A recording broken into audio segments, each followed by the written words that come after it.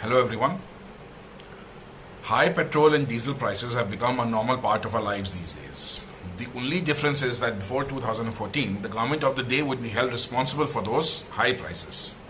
But in New India, the responsibility now lies with the previous governments. The new explanation given for the high fuel prices is that because of the oil bonds that were issued by the UPA government. Let's try to separate fact from fiction in this statement. First of all, we need to understand what exactly are oil bonds.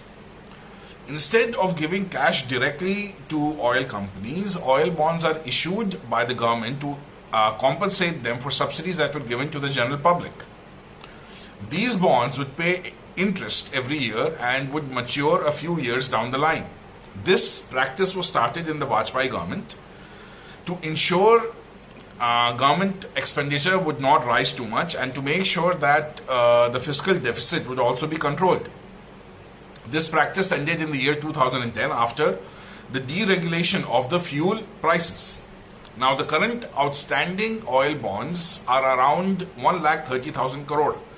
This amount has not changed much since 2014. Only two oil bonds have matured in 2015 amounting to around 3,500 crore. And since 2014, the amount of interest paid by the Modi government has been around 67,000 crore, which would mean that only around 70,000 crore has been paid for oil bonds since 2014. Now, the amount of fuel tax that this government has claimed from us since 2014 has been in the range of 23 lakh crore, which would mean that the burden due to oil bonds is only around 3.5% of the total contribution from the petroleum sector to the central taxes. And to explain it even more simply, for every rupees 100 that we spend on 1 liter of petrol, approximately 33 rupees goes to the central government. And from that amount, only 1 rupee is needed to pay for oil bonds. It then becomes quite clear that this government cannot excuse itself over the high prices of fuel and blame past governments for its own faults.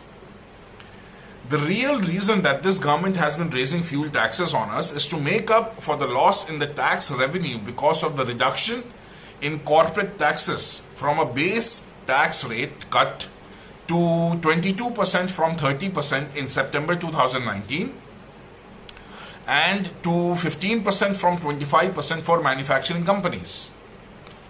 This has led to a reduction in the taxes collected in 2019 from 6.57 lakh crore to approximately 4.57 lakh crore in the last financial year.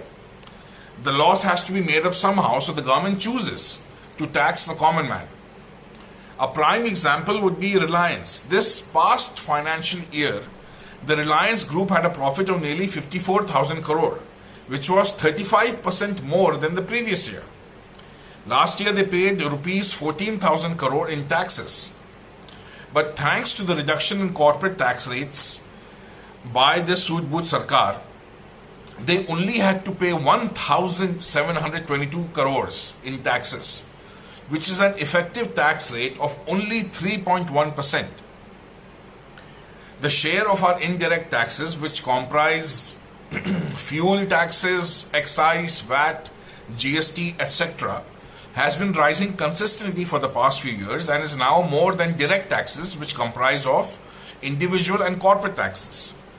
Things have become so bad that for the first time in 12 years, corporate taxes have become even less than the return of our individual taxes. This is nothing but a clear-cut case of mismanagement of the economy by the Modi government.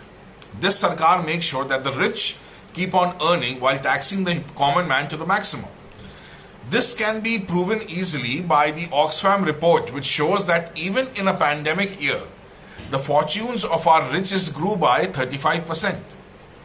No one but this Modi Sarkar is to blame for the high fuel prices, and no amount of deflection or whataboutery can save them from this fact.